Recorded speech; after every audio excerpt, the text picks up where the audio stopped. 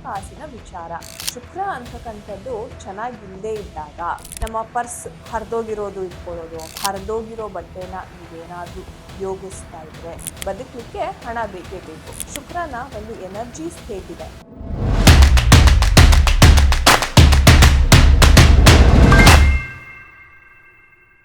ನಮಸ್ತೆ ವೀಕ್ಷಕರೇ, ಎಲ್ಲರಿಗೂ ಟ್ಯಾರೋ ಲೈಫ್ ಯೂಟ್ಯೂಬ್ ಚಾನಲ್ಗೆ ಆತ್ಮೀಯವಾದ ಸ್ವಾಗತ. ನಾನು ಡಾಕ್ಟರ್ ರಮ್ಯಾ. ವೀಕ್ಷಕರೇ, ಇವತ್ತಿನ ಸಂಚಿಕೆ ಬಹಳ ಒಂದು ಮುಖ್ಯವಾದ ಸಂಚಿಕೆ ಅಥವಾ ಮುಖ್ಯವಾದ ಒಂದು ಮಾಹಿತಿ ನೀಡಲಿಕ್ಕೆ ಹೋಗ್ತಾ ಇದ್ದೀನಿ. ಏನಪ್ಪಾ ಅದು ಅಂತಂದ್ರೆ ಹಣಕಾಸಿನ ವಿಚಾರ. ನಿಮ್ಮೆಲ್ಲರಿಗೂ ಗೊತ್ತಿರೋ ಹಾಗೆ ಹಣಕಾಸು ಅನ್ನೋದು ಒಬ್ಬರ ಜೀವನದಲ್ಲಿ ಬಹಳ ಒಂದು ಮುಖ್ಯವಾದ ಅಂಶ ಅಂತ ಹೇಳ್ಬೋದು. ಬದುಕಲಿಕ್ಕೆ ಹಣ ಬೇಕೇ ಬೇಕು. ಹಾಗೆ ಎಷ್ಟೋ ಜನ ಕೇಳ್ತಾ ಇರ್ತೀರಾ, ಮೇಡಮ್ ಹಣ ಅನ್ನೋದು ಯಾಕೋ ಗೊತ್ತಿಲ್ಲ, ನನ್ನ ಹತ್ರನೂ ಬರಲ್ಲ ಅಥವಾ ಕೈಯಲ್ಲಿ ನಿಲ್ಲೋದಿಲ್ಲ, ಒಂದು ವೇಳೆ ಬಂದ್ರೂ ಹಾಗೆ ಹೋಗ್ಬಿಡುತ್ತೆ. ಏನ್ ಮಾಡೋಣ ಇದಕ್ಕೆ? ಯಾತಕ್ಕೋಸ್ಕರ ಈ ತರ ಆಗ್ತಾ ಇದೆ? ಸೊ ವೀಕ್ಷಕರೇ, ಇದಕ್ಕೆ ಒಂದು ಮೇನ್ ರೀಸನ್ ಅಂತಂದ್ರೆ ನಮ್ಮ ಶುಕ್ರ ಗ್ರಹ.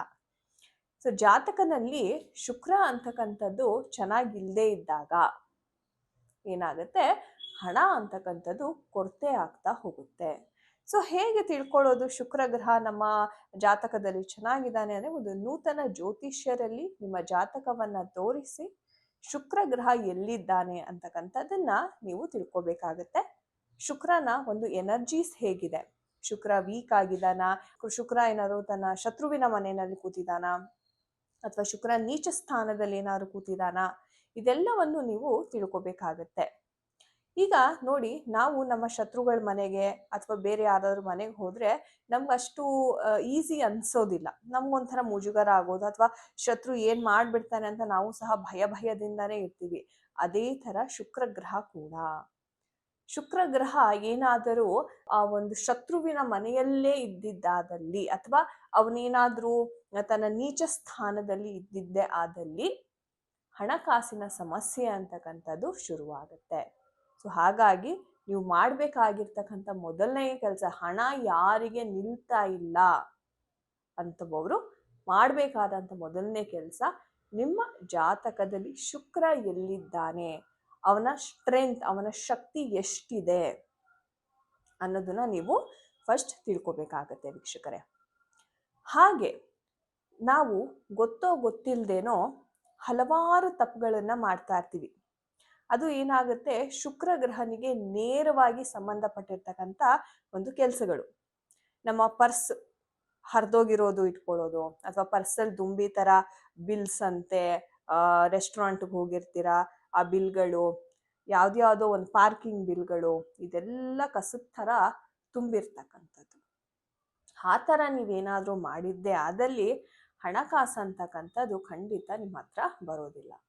ಸೊ ಈ ಕೂಡಲೇ ಯಾರೆಲ್ಲ ನಿಮ್ಮ ಪರ್ಸ್ ಅಥವಾ ದುಡ್ಡು ಎಲ್ಲಿ ಇಡ್ತೀರಾ ಆ ಜಾಗ ಏನಾದರೂ ಅಶುದ್ಧತೆಯಿಂದ ಕೂಡಿದ್ರೆ ದಯವಿಟ್ಟು ಈ ಕೂಡಲೇ ನಿಮ್ಮ ಪರ್ಸ್ ಅಥವಾ ನೀವು ದುಡ್ಡಿರ್ತಕ್ಕಂಥ ಜಾಗವನ್ನ ಸ್ವಚ್ಛ ಮಾಡಿ. ಹಾಗೆ ಶುಕ್ರನ ನಾವು ಚೆನ್ನಾಗಿಟ್ಕೋಬೇಕು, ದುಡ್ಡು ಬೇಗ ಅಟ್ರಾಕ್ಟ್ ಆಗಬೇಕು ಅಂದ್ರೆ ಏನ್ ಮಾಡಬೇಕು? ಮೊದಲನೇ ವಿಚಾರ, ನಾನು ಹೇಳ್ದಂಗೆ ನಿಮ್ಮ ಪರ್ಸ್ನ ನೀವು ಚೆನ್ನಾಗಿಟ್ಕೊಳ್ಳಿ. ಹಾಗೆ ಶುಕ್ರನಿಗೆ ಚೆನ್ನಾಗಿ ಬಟ್ಟೆ ಹಾಕೊಳ್ಳೋದು. ಈಗ ಎಷ್ಟೋ ಜನ ಹೆಂಗಂದ್ರೆ ಹರಿದೋಗಿರೋ ಒಳ ಉಳುಪುಗಳು, ಎಸ್ಪೆಷಲಿ ಹರಿದೋಗಿದ್ರು ಅದನ್ನೇ ಯೂಸ್ ಮಾಡ್ತಾ ಇರ್ತಾರೆ, ಯಾರೋ ಬಿಡು ಯಾರು ನೋಡಲ್ಲ ಅಂತ ಅಲ್ವಾ. ಸೊ ಹಾಗಾಗಿ ದಯವಿಟ್ಟು ಅದನ್ನ ಅವಾಯ್ಡ್ ಮಾಡಿ. ನಿಮ್ಮ ಬಳಿ ಯಾವುದೇ ಒಂದು ಹಳೆಯ ಬಟ್ಟೆ ಅಥವಾ ಹರಿದೋಗಿರೋ ಬಟ್ಟೆನ ನೀವೇನಾದ್ರೂ ಉಪಯೋಗಿಸ್ತಾ ಇದ್ರೆ ಇವತ್ತೇ ಅದನ್ನ ಎಸೆದ್ಬಿಡಿ. ಓಕೆ, ನೀವು ಎಷ್ಟು ಹೊಸ ಬಟ್ಟೆಗಳನ್ನ, ನಾನು ಕಾಸ್ಟ್ಲಿ ಇದೆ ತಗೋಬೇಕು, ಬ್ರ್ಯಾಂಡೆಡ್ ಬಟ್ಟೆಗಳೇ ತಗೋಬೇಕು ಅಂತ ಹೇಳ್ತಾ ಇಲ್ಲ, ನಿಮ್ಮ ಕೈಲಾದಷ್ಟು ಹೊಸ ಬಟ್ಟೆಗಳನ್ನ ಖರೀದಿ ಮಾಡಿ. ತಿಂಗಳಿಗೊಮ್ಮೆ ಆದ್ರೂ ಹೊಸ ಬಟ್ಟೆಗಳನ್ನ ಖರೀದಿ ಮಾಡಿ. ನಿಮ್ಮ ಹಳೆಯ ಬಟ್ಟೆಗಳು ಏನಿದೆ ಅದನ್ನ ದಯವಿಟ್ಟು ನೀವು ಡಿಸ್ಕಾರ್ಡ್ ಮಾಡಿ. ಹಾಗೆ ವೀಕ್ಷಕರೇ, ಕೆಲವ್ರು ಏನ್ ಮಾಡ್ತಾರೆ, ಬಟ್ಟೆ ಹಳೇದಾಗಿದೆ ಅಂತ ಅಂದ್ಬಿಟ್ಟು ಯಾರಿಗೋ ಬಡವ್ರಿಗೆ ದಾನ ಮಾಡ್ಬಿಡೋದು, ಆ ಥರ ಎಲ್ಲ ಮಾಡ್ತಾರೆ. ದಯವಿಟ್ಟು ಬಟ್ಟೆಯನ್ನ ಮಾತ್ರ ಯಾರಿಗೂ ಕೊಡಕ್ಕೆ ಹೋಗಬೇಡಿ. ಯಾಕೆ ಅಂದ್ರೆ ಬಟ್ಟೆಯಲ್ಲಿ ನಿಮ್ಮ ಒಂದು ತತ್ವ, ನಿಮ್ಮ ಎನರ್ಜೀಸ್ ಇರುತ್ತೆ. ಅದು ಬೇರೆಯವ್ರು ಹಾಕೊಂಡಾಗ ಅವರ ಎನರ್ಜೀಸ್ ನಿಮ್ಮ ಎನರ್ಜೀಸ್ ಜೊತೆ ಮಿಕ್ಸ್ ಆಗುವಂತ ಸಾಧ್ಯತೆ ಇದೆ. ಅವರ ಕರ್ಮವನ್ನ ಸಹ ನೀವು ಪಡ್ಕೊಳ್ತಕ್ಕಂಥ ಸನ್ನಿವೇಶಗಳಿದೆ. ಸೊ ಹಾಗಾಗಿ ನೇರವಾಗಿ ಡಸ್ಟ್ಬಿನ್ಗೆ ಹಾಕಿ ಆ ಒಂದು ಬಟ್ಟೆಯನ್ನು ಡಿಸ್ಕಾರ್ಡ್ ಮಾಡೋದು ಬಹಳ ಉತ್ತಮವಾದ ಕೆಲಸ. ಹಾಗೆ ಪರ್ಫ್ಯೂಮ್, ಎಷ್ಟೋ ಜನ ಹೇಳ್ತೀರಾ, ಅಯ್ಯೋ ನನ್ಗೆ ಯಾಕೆ, ಮನೆಯಲ್ಲೇ ಇರ್ತೀನಲ್ಲ, ಯಾಕೆ ಪರ್ಫ್ಯೂಮ್ ಹಾಕೋಬೇಕು, ಅಥವಾ ಅತರ್ ಅಂತ ಹೇಳ್ತೀವಿ, ಒಂದು ಆಯಿಲ್ ರೀತಿಯಲ್ಲಿ ಒಂದು ಪರ್ಫ್ಯೂಮ್ ಬಾಟಲ್ ಸಿಗುತ್ತೆ, ಎಣ್ಣೆ ರೀತಿಯಲ್ಲಿ ನೀವು ಹಾಕೋಬಹುದು. ಅತರ್ನ ದಯವಿಟ್ಟು ಯೂಸ್ ಮಾಡಿ. ನಾನು ಮನೇಲೇ ಇರ್ತೀನಿ, ಎಲ್ಲೂ ಹೋಗಲ್ಲ, ಆ ಒಂದು ಮೆಂಟ್ಯಾಲಿಟಿನ ದಯವಿಟ್ಟು ಬಿಟ್ಬಿಡಿ. ನೀವು ಎಷ್ಟು ಸುಗಂಧ ಭರಿತವಾಗಿ ರೆಡಿ ಆಗ್ತೀರಾ ಎವ್ರಿ ಸಿಂಗಲ್ ಡೇ, ಅಷ್ಟೇ ಬೇಗ ಶುಕ್ರ ಅಂತಕ್ಕಂಥದ್ದು ಅಟ್ರಾಕ್ಟ್ ಆಗುತ್ತೆ. ಯಾಕಂದ್ರೆ ಶುಕ್ರ ಅಂದ್ರೇನೆ ಒಂದು ಬ್ಯೂಟಿ, ಒಳ್ಳೆ ಬಟ್ಟೆ ಹಾಕೊಳ್ಳೋದು, ಅಂಡ್ ನಿಮ್ಮ ಕೂದಲು ಅಷ್ಟೇ. ನೋಡಿ, ಎಷ್ಟೋ ಜನ ಹೆಣ್ಮಕ್ಳು ಹೇಗಂದ್ರಂಗೆ ಎಣ್ಣೆ ಎಲ್ಲ ಹಾಕಿ ಒಂದ್ 2-3 ದಿನ ತಲೆ ಕೂದಲು ವಾಶೇ ಮಾಡೋದಿಲ್ಲ. ಎಗೇನ್, ತಲೆ ಕೂದಲು ಅನ್ನೋದು ಶನಿಯ ತತ್ವ. ಸೊ ಕೂದಲಲ್ಲಿ ಸಹ ಶನಿ ಕೂತಿರ್ತಾನೆ. ಸೊ ಅದನ್ನ ನೀವು ಕ್ಲೀನ್ ಆಗಿ ಇಟ್ಕೊಳ್ದೆ ಇದ್ರೆ, okay, regularly time to time ಅದನ್ನ ಕೂದಲನ್ನ ನೀವು ವಾಶ್ ಮಾಡದೆ ಇದ್ದಾಗ ಏನಾಗುತ್ತೆ, ಶನಿ ಅನ್ನೋದು ಬಂದು ಕುತ್ಕೋತಾನೆ. ಅವಾಗ ಮತ್ತೆ ಹಣದ ಸಮಸ್ಯೆ ಆಗ್ಲಿಕ್ಕೆ ಶುರು ಆಗುತ್ತೆ ವೀಕ್ಷಕರೇ. ಸೊ ನಿಮ್ಮ ತಲೆ ಕೂದಲು, ಕೆಲವ್ರು ಹೇಳ್ತಾರೆ, ಮೇಡಮ್ ನಾವು ಕೂದಲನ್ನ ಕಟ್ ಮಾಡಿಸ್ಬೋದಾ, ಶಾರ್ಟ್ ಹೇರ್ಸ್ ಇಟ್ಕೋಬಹುದಾ, ಅದೊಂದು ಕ್ವೆಶನ್ಸ್ ಇದೆ. ಖಂಡಿತವಾಗ್ಲೂ ನೀವು ಹೇರ್ ಕಟ್ ಮಾಡ್ಕೋಬಹುದು. ಓಕೆ, ಸೊ ಹೇರ್ ಲೆಂತ್ ಇಷ್ಟಿದ್ರೆ ಮಾತ್ರ ಅಟ್ರಾಕ್ಟ್ ಆಗುತ್ತೆ ಅಂತ ಏನೂ ಇಲ್ಲ. ಓಕೆ, ಸೊ ನೀವು ಶಾರ್ಟ್ ಹೇರ್ನ ಸಹ ನೀವು ಇಟ್ಕೋಬಹುದು. ಆದ್ರೆ ಆ ಶಾರ್ಟ್ ಹೇರ್ನ ಸಹ ಅದ್ಭುತವಾಗಿ ಮೇಂಟೈನ್ ಮಾಡ್ಬೇಕಾಗತ್ತೆ. ಓಕೆ, ಸೊ ನೀವು ಎಷ್ಟು ಚೆನ್ನಾಗಿ ನಿಮ್ಗೆ ತಲೆ ಕೂದಲನ್ನ ಇಟ್ಕೋತೀರಾ, ಶಾರ್ಟ್ ಅಥವಾ ಲಾಂಗ್ ಯಾವ್ದಾದ್ರೂ ಸರಿ, ನಿಮ್ಗೆ ಎಷ್ಟು ನಿಮ್ಗೆ ಕಂಫರ್ಟೇಬಲ್ ಅನ್ಸಿದ್ದನ್ನ ನೀವು ದಯವಿಟ್ಟು ಮಾಡಿ. ಆ ಕೂದಲನ್ನ ನೀವು ಕರೆಕ್ಟಾಗಿ ಇಟ್ಕೊಳ್ಳೋದ್ರಿಂದ ಶುಕ್ರ ಈಗ ಅಟ್ರಾಕ್ಟ್ ಆಗ್ತಾನೆ. ಹಾಗೆ ಎಷ್ಟೋ ಜನ ಹೆಣ್ಮಕ್ಳು ಅಥವಾ ಗಂಡ್ಮಕ್ಳು ಯಾರೇ ಆಗಿರ್ಬೋದು, ಮನೇಲಿದ್ದಾಗ ಹರಿದೋಗಿರೋ ಬಟ್ಟೆ, ಸಾಧಾರಣವಾದ ಬಟ್ಟೆಯನ್ನ ಹಾಕೊಂಡು ಓಡಾಡ್ತಾ ಇರ್ತಾರೆ. ಅಂಡ್ ಪೂಜೆ ಮಾಡೋವಾಗಾನು ಅಷ್ಟೇ, ಎಷ್ಟೋ ಜನ ಹೆಣ್ಮಕ್ಳು ನೈಟಿನಲ್ಲೇ ಮಾಡ್ತಿರ್ತಾರೆ, ಅಥವಾ ಯಾವುದೋ ಒಂದು ಹಳೆ ಬಟ್ಟೆ ಹಾಕೊಂಡು ಮಾಡ್ತಾ ಇರ್ತಾರೆ. ಸೊ ದಯವಿಟ್ಟು ಇದನ್ನ ಅವಾಯ್ಡ್ ಮಾಡಿ. ಹಳೆ ಬಟ್ಟೆ ಎಷ್ಟೋ ವರ್ಷಗಳಾಗಿರುತ್ತೆ ಆ ಬಟ್ಟೆಗಳು. ಸೊ ದಯವಿಟ್ಟು ಆ ಬಟ್ಟೆಗಳನ್ನ ಡಿಸ್ಕಾರ್ಡ್ ಮಾಡಿ ಹೊಸ ಬಟ್ಟೆಯನ್ನ ಅವಾಗ ಪರ್ಚೇಸ್ ಮಾಡೋದ್ರಿಂದ ನಿಮ್ಮ ಹಳೆಯ ಎನರ್ಜೀಸ್, ಯಾಕಂದ್ರೆ ನೋಡಿ, ಇದನ್ನ ಸೂಕ್ಷ್ಮವಾಗಿ ನಾನು ಅರ್ಥ ಮಾಡ್ಸಕ್ಕೆ ಪ್ರಯತ್ನ ಮಾಡ್ತೀನಿ. ನೀವು ಹಣಕಾಸು ಇಲ್ಲದೆ ಇದ್ದಾಗ ಬಟ್ಟೆಯನ್ನ ಧರಿಸಿರ್ತೀರಾ, ನಿಮ್ಮ ಫೀಲಿಂಗ್ಸ್, ನಿಮ್ಮ ಅಳು, ನಿಮ್ಮ ಕೊರಗು ಎಲ್ಲ ಬಟ್ಟೆನಲ್ಲಿ ಸ್ಟೋರ್ ಆಗಿರುತ್ತೆ. ಇವಾಗ ಮತ್ತೆ 1-2 ವರ್ಷ ಬಿಟ್ಟು ನೀವು ಮತ್ತೆ ಅದೇ ಬಟ್ಟೆನ ಯೂಸ್ ಮಾಡ್ತಾ ಇದ್ರೆ, ನಿಮ್ಮ ಕೊರ್ಗಿ ಅಳ್ತಕ್ಕಂಥ ಆ ಎನರ್ಜೀಸ್ ಏನಿರುತ್ತೆ ಆ ಬಟ್ಟೆನಲ್ಲಿ ಪಿಕ್ ಆಗಿರುತ್ತೆ. ನೀವು ಪದೇ ಪದೇ ಅದನ್ನ ವರ್ಷಾನ್ಗಟ್ಲೆ ಯೂಸ್ ಮಾಡೋದ್ರಿಂದ ನಿಮ್ಗೆ ಏಳ್ಗೆ ಅಂತಕ್ಕಂಥದ್ದು ಆಗೋದಿಲ್ಲ. ಸೊ ಇದ್ರ ಹಿಂದೆ ಇರ್ತಕ್ಕಂತಹ ಒಂದು ಮೇನ್ ರೀಸನ್ ಅಂತ ಹೇಳ್ಬಹುದು. ಸೊ ಹಾಗಾಗಿ ಬಟ್ಟೆಯ ಎನರ್ಜೀಸ್ನ ನಾವು ಅವಾಗ ಚೇಂಜ್ ಮಾಡ್ತಾ ಇರಬೇಕು ವೀಕ್ಷಕರೇ. ಸೊ ಖಂಡಿತ ಶಾಪಿಂಗ್ ಮಾಡಿ.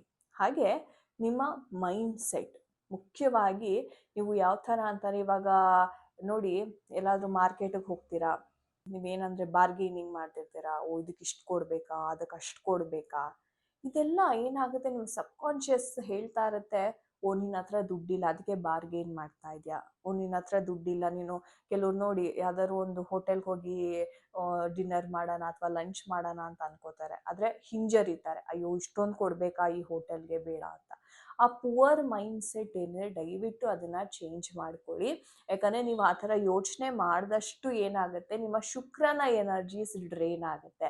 ಶುಕ್ರ ಹೆಂಗಂತಂದ್ರೆ ನಿಮ್ಮ ಮೇಲೆ ನೀವು ಖರ್ಚು ಮಾಡ್ಕೊಳ್ಳಿ. ನಿಮ್ಗೆ ಇವತ್ತು ಈ ಹೋಟೆಲಲ್ಲಿ ಹೋಗಿ ತಿನ್ಬೇಕು ಅನ್ನಿಸ್ತಾ ದಯವಿಟ್ಟು ಹೋಗಿ ತಿನ್ನಿ, ಈ ಬಟ್ಟೆ ತಗೋಬೇಕು ಅನ್ನಿಸ್ತಾ ದಯವಿಟ್ಟು ಹೋಗಿ ತಗೊಳ್ಳಿ.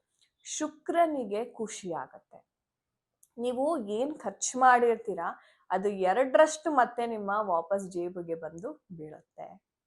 ಸೊ ನಿಮ್ಮ ಎನರ್ಜೀಸ್ನ, ಶುಕ್ರನ ಎನರ್ಜೀಸ್ನ ನೀವು ಚೆನ್ನಾಗಿ ಇಟ್ಕೊಳ್ಳೋದ್ರಿಂದ ನಿಮ್ಮ ಲೈಫಲ್ಲಿ ಸಾಕಷ್ಟು ಬದಲಾವಣೆ ಆಗುತ್ತೆ. ದಯವಿಟ್ಟು ಅಯ್ಯೋ ಮನೆಯಲ್ಲೇ ಇರೋದು, ನನ್ನನ್ನು ಯಾರು ನೋಡಬೇಕು, ಈ ಅಸಡ್ಡೆ ಮೈಂಡ್ ಸೆಟ್ನ ದಯವಿಟ್ಟು ಬಿಟ್ಬಿಡಿ. ನೀವು ಮನೆಯಲ್ಲಿದ್ರೂ ಅಷ್ಟೇ ಮೇಕಪ್ ಮಾಡ್ಕೊಳ್ಳಿ, ಲಿಪ್ಸ್ ಕಲರ್ ಹಾಕೊಳ್ಳಿ, ಕಾಜಲ್ ಹಾಕೊಳ್ಳಿ, ಕೂದಲು ಚೆನ್ನಾಗಿ ಬಾಚ್ಕೊಳ್ಳಿ, ಒಳ್ಳೆ ಬಟ್ಟೆ ಹಾಕೊಂಡಿರಿ. ಸೊ ಈ ಥರ ಸಣ್ಣ ಪುಟ್ಟ ಚೇಂಜಸ್ ನಿಮ್ಮಲ್ಲಿ ಮಾಡ್ಕೊಳ್ಳೋದ್ರಿಂದ ನಿಮ್ಮಲ್ಲಿ ಆ ಒಂದು ತತ್ವ ನೋಡಿ, ಇವಾಗ ಚೆನ್ನಾಗಿ ರೆಡಿ ಆದರೆ ನಿಮ್ಗೆ ಎಷ್ಟು ಕಾನ್ಫಿಡೆನ್ಸ್ ಅನ್ಸುತ್ತೆ ಅಲ್ವಾ? ನಾನು ಚೆನ್ನಾಗಿ ಆ ಒಂದು ಕಾನ್ಫಿಡೆನ್ಸ್ ಮೈಂಡ್ ಸೆಟ್ನ ದಯವಿಟ್ಟು ನೀವು ಅದ್ರ ಮೇಲೆ ವರ್ಕ್ ಮಾಡಿ ಅಂತಾನೆ ಹೇಳ್ಬಹುದು ವೀಕ್ಷಕರೇ. ಹಾಗೆ ಮುಖ್ಯವಾಗಿ ನಾನು ಹೇಳ್ದಂಗೆ ದುಡ್ಡು ಇರ್ತಕ್ಕಂಥ ನಿಮ್ಮ ಪರ್ಸ್ ಏನಿದೆ ದಯವಿಟ್ಟು ಸ್ವಚ್ಛವಾಗಿ ಇಟ್ಕೊಳ್ಳಿ. ನಿಮ್ಮ ಪರ್ಸ್ ಎಷ್ಟೋ ಜನ ಹೇಳ್ತಾರೆ ಎಷ್ಟೋ ವರ್ಷಾನ್ಗಟ್ಲೆಯಿಂದ ಸೇಮ್ ಪರ್ಸ್ ಯೂಸ್ ಮಾಡ್ತಿರ್ತಾರೆ. ದಯವಿಟ್ಟು ಹಾಗೆ ಮಾಡಕ್ ಹೋಗ್ಬೇಡಿ. ಪರ್ಸ್ನ ತೊಳೀರಿ, ತೊಳೆದ್ಬಿಟ್ಟು ಯೂಸ್ ಮಾಡಿ. ಇಲ್ಲ ಅಂತಾನೆ ಪರ್ಸ್ನ ಚೇಂಜ್ ಮಾಡೋದು ಬಹಳ ಉತ್ತಮ. ಸೊ ದಟ್ ಆ ಹೊಸ ಎನರ್ಜೀಸನ್ನು ನೀವು ಅಟ್ರಾಕ್ಟ್ ಮಾಡ್ತೀರಾ. ಸೊ ಈ ಒಂದು ಸಣ್ಣ ಸಣ್ಣ ಬದಲಾವಣೆಗಳನ್ನ ನೀವು ಜೀವನದಲ್ಲಿ ಮಾಡ್ಕೊಳ್ಳೋದ್ರಿಂದ ಶುಕ್ರ ಗ್ರಹ ಅಂತಕ್ಕಂಥದ್ದು ತುಂಬ ವೇಗವಾಗಿ ನಿಮಗೆ ಡೆವಲಪ್ ಆಗುತ್ತೆ, ಸ್ಟ್ರೆಂತ್ ಅಂತಕ್ಕಂಥದ್ದಾಗುತ್ತೆ. ಸೊ ನಿಮ್ಮಲ್ಲಿ ಶುಕ್ರನ ಬಲ ಜಾಸ್ತಿ ಆದಾಗ ಆಟೋಮೆಟಿಕ್ ಆಗಿ ಹಣ ನಿಮ್ಮ ಜೇಬಲ್ಲಿ ನಿಲ್ಲಕ್ಕೆ ಶುರು ಆಗುತ್ತೆ. ಸೊ ಈ ಮಾಹಿತಿ ಏನಾದರೂ ನಿಮ್ಗೆ ಇಷ್ಟ ಆದರೆ ಖಂಡಿತ ನಿಮ್ಮ ಅಭಿಪ್ರಾಯವನ್ನು ಕಮೆಂಟ್ ಸೆಕ್ಷನಲ್ಲಿ ತಿಳಿಸಿ. ಹಾಗೆ ಶುಕ್ರನ ಬಗ್ಗೆ ಇನ್ನೂ ಹೆಚ್ಚಿನ ಒಂದು ವಿಡಿಯೋ ಮಾಡಬೇಕು, ಇನ್ನೂ ಹೆಚ್ಚಿನ ಮಾಹಿತಿ ನಿಮಗೆ ಬೇಕಾದಲ್ಲಿ ಖಂಡಿತ ಕಮೆಂಟ್ ಸೆಕ್ಷನ್ನಲ್ಲಿ ತಿಳಿಸಿ. ನಿಮಗೋಸ್ಕರ ನಾನು ಮುಂದಿನ ಸಂಚಿಕೆಯಲ್ಲಿ ಇನ್ನಷ್ಟು ಮಾಹಿತಿಯನ್ನು ನಿಮ್ಮೊಟ್ಟಿಗೆ ಶೇರ್ ಮಾಡ್ತೀನಿ. ಎಲ್ಲರಿಗೂ ಒಳ್ಳೆಯದಾಗಲಿ ಅಂತ ಹೇಳ್ತಾ, ಹರೇ ಕೃಷ್ಣ.